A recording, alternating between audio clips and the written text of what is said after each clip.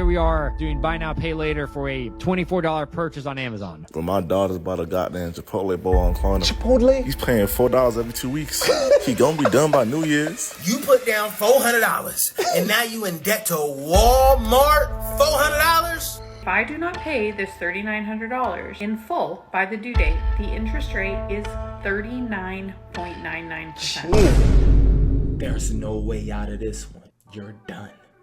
Buy now, pay later. Essentially, these companies are trying to tap into your need for having instant gratification. Why keep them away from having the thing that they desire the most when they don't have any money? You can have it right now, just pay it in installments, you're good.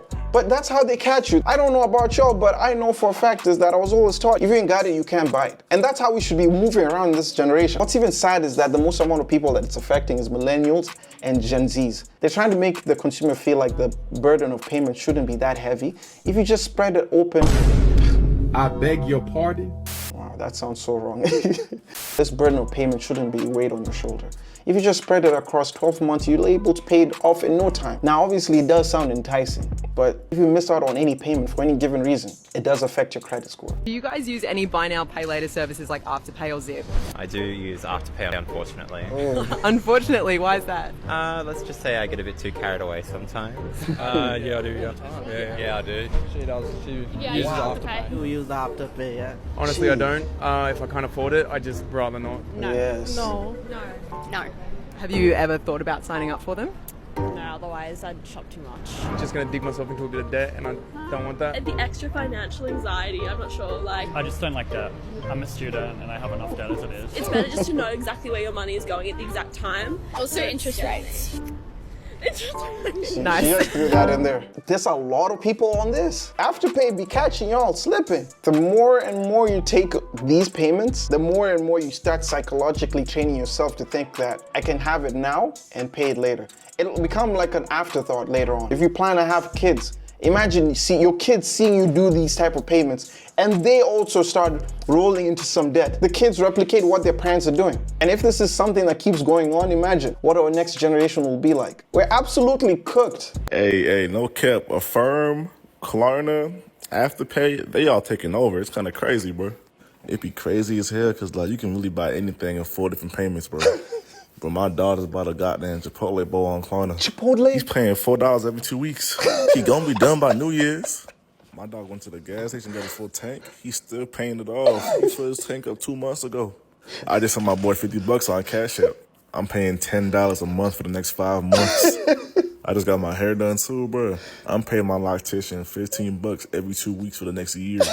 Hey, I'm trying to tell you, they take it over. Yeah. Oh my God. Chipotle? You're going to Chipotle making $8 payments per month? We're done. This generation is finished. We've got an Affirm payment for $24. What is that? I think that was Amazon. You did a buy now, pay later on Amazon, but it's interest free, so it doesn't matter. I don't know if that's rhetorical. It was a joke. Okay, that's what I assumed. If you have it, pay for it. And if you don't have it, don't buy it. And here we are doing buy now, pay later for a $24 purchase on Amazon. That was the chunk that I paid. The entire total was, I think it was $60. But 60? that was the payment that I made because they split it up. But why did you spend the $60 on an item if you didn't have the cash to pay for it, or if you didn't think you could afford it? Why'd you do the multi-payment step? Okay, so maybe I should retract what I said because now I'm going to keep pedaling back on that lovely statement that I made. If I could split it up, I'll split it up because I know that it's something $20, $30, even if it was $50 a month, I know that's something that I can afford every month and for the next 6 months. So it just makes more sense. Yeah, that logic is going to get you broke. $20, $30 per month, it makes sense that I can afford it in 6-month payment. Yeah, they got you. They really got you. It's like common sense. If I don't have it now, instead of splitting up the payment, let me just save and then buy it when I have the money. Y'all see that? Walmart adds buy now, pay later option as self-checkout. Sounds like a logical next step. We already got the buy now, pay later apps going crazy. Afterpay, Klarna, Affirm. Shoot, Apple has a buy now, pay later option with your Apple Pay. Yeah. But my question for y'all is the severity of it. Jeez. You really want to be making monthly payments to Walmart? You want to be making monthly payments to... Listen, I don't know nobody that like going to Walmart in the first place. We go because we have to. You got to restock on all of your essentials. But you really want to go in there and come out with $800 worth of stuff. You put down $400, and now you in debt to Walmart. $400.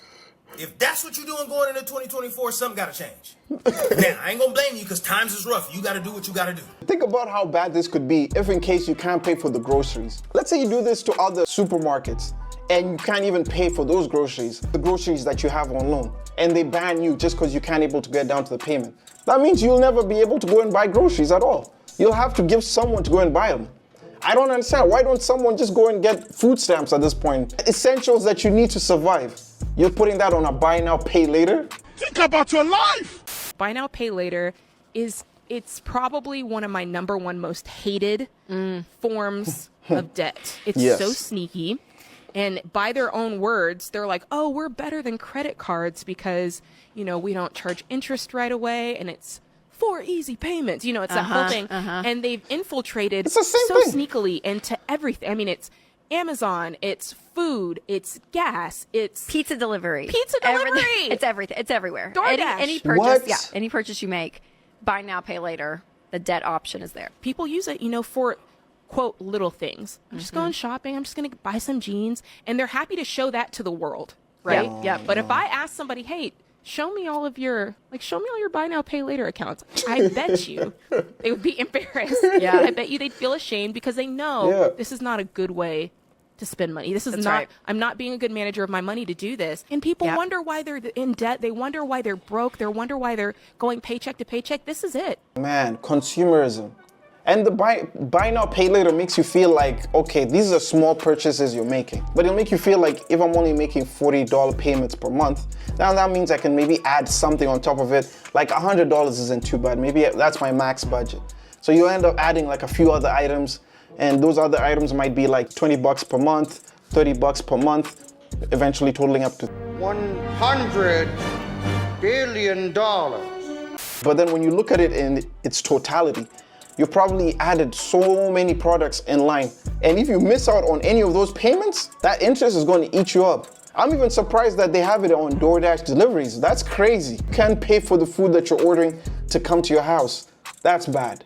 That's terrible financial decision right there. You should be going to cook. Buy now, pay later apps are actually destroying your credit. As an ex-banker, let me tell you how. Whenever you submit for a buy now, pay later loan, your credit is being pulled every single time.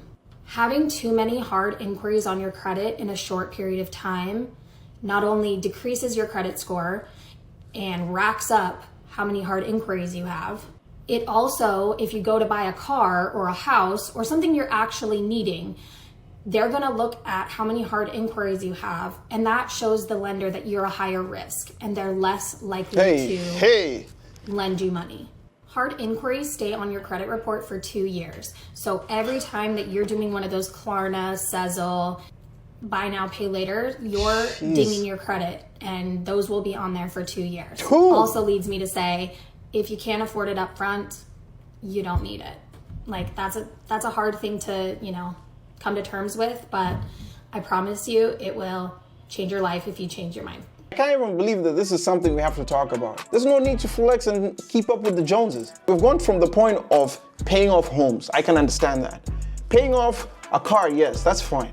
But now people are going to the point where they're paying off mere small items. You're pretty much putting yourself in a hole. These companies don't care. At the end of the day, they're trying to make money. And this is the most easiest way to do it. And you know how credit is so important in the West. In other countries, cash is king. If you ain't got the cash, you can't buy it. It doesn't matter how good your credit is. Honestly, if you're trying to buy a dress and it's $200-$300, if you waited just a couple of months, that dress might end up being like $150, or it could be on a sale. You end up going to buy it now and paying it later, and then you find out that you're paying high prices for a product that will eventually go on sale. You know what's even crazy is that apparently this is affecting minorities the most. And I can see why, because it feels like we're pushing ourselves to the extreme just to show that we got it. Buy now, pay later is the equivalent of the subprime crisis brewing for millennials and Gen Z. And in California, 9 out of $10 of all consumer loans issued in 2020 were buy now, pay later loans. Gen Z consumers have spent 925% more through point of sale services than in January 2020, because they walk up in a Free People going to Coachella and they say, are you sure you only want to buy a $40 outfit? You can buy a $400 outfit, and there's no credit check right now. And like all of these things, there's mendacious societal impact. 28% of Black and Hispanic Americans signed up for at least one point of sale loan in January 2022, compared with 14% of white Americans. And a lot of people on both sides will say, it's not fair of you to infantilize certain segments. But the reality is young men and women of color are getting into more and more debt because of BNPL.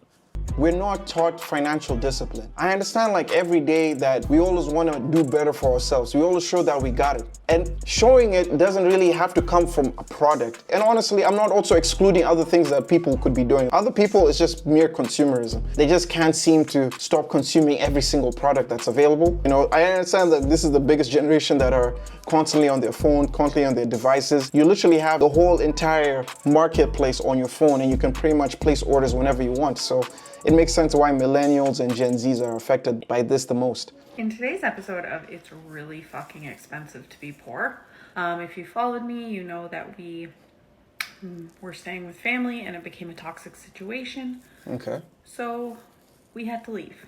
Okay. Pretty quickly, like within a day. We sold all our furniture because it was cheaper than shipping it back, and we figured when we got a house here in a year, whatever, we would just buy new furniture. Okay. It didn't work out like that, obviously, and we left and didn't take any furniture with us. So we literally have no furniture. Our apartment is empty. We need a bunk bed for the kids because 2 beds aren't going to fit in that room. Yeah. We needed a bed. We needed a table. So what did we do? What do you do? I scoured Marketplace. I couldn't find anything. It's just, yeah. So I went on to a big furniture store and applied for their financing buy now, pay later plan. Oh my God. I didn't think I would get approved because, like I've said, our credit isn't great. But I did end up getting approved for like $4,000. Oh no. Oh no. We picked out a bunk bed, mattresses. What else we got? We got a bed frame for us. And they I literally picked the cheapest of everything, and it still was like $3,900. We did the buy now, don't pay for 12 months, no interest thing. If I do not pay this $3,900 in full by the due date, the interest rate is 39.99%. Jesus. 40%. Like, this is predatory. Well, no fucking shit. Plus a $100 fee for using this payment plan. It's crazy. But we had no choice. Like so many people. Are you serious? What are you supposed to do? It is so fucking expensive to be poor. No. That was the dumbest thing you could ever do. You're telling me you scoured Marketplace, Facebook, all these other marketplaces, and you couldn't find furniture. So you decided to go to a big brand, take them on their finance program for $3,900 of furniture that you bought, and now you're worried about the interest on that? It's not expensive to be poor. This is just poor financial decisions. You know what? I can see where the companies are taking advantage of, because it's dumb decisions like this that make them see the light. They're like, oh, okay, there's some profit right there. They got you. They got you so good, it even hurts me. No. It's expensive to be silly.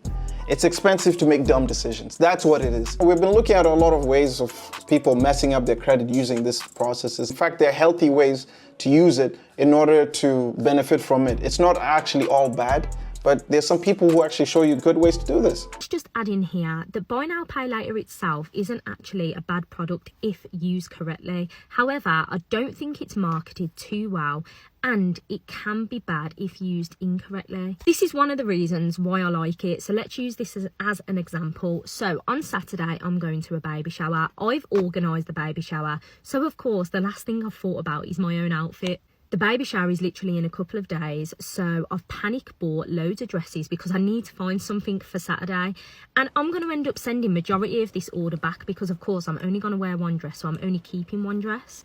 And when I got to checkout, Klarna was an option, so I can have the product now but pay in 30 days. And that's brilliant because within those 30 days, before I have to pay for all these products, I can send all of the dresses back that I won't be keeping, which means instead of paying, say, £100 for all of these dresses, I can pay in 30 days and pay for just the one that I've kept. This means that a big bulk of money hasn't come out of my account for stuff that I'm not keeping, and I don't have to wait for a refund to come through, so I'm keeping hold of my money and only paying for the thing that I actually kept, which I think is brilliant because I don't know about you, but I hate waiting for refunds. I feel like I've lost the money. It's annoying. I'm like, when is this refund going to come through? And it just messes around with your finances, especially if you're a budgeter. And another reason is being able to spread the cost. So again, another disclaimer, if you are someone who knows that you don't have the funds and you don't know where the funds are going to come from to pay for your Klarna or buy now, pay later, you shouldn't be using it. You need to make sure that you've got the money and you're using it correctly. It just comes down to your finances and being able to budget it. If you know that you have a limited amount of money that's coming in, then there's no point in going through the buy now, pay later. You might as well just stack up the money until you eventually buy it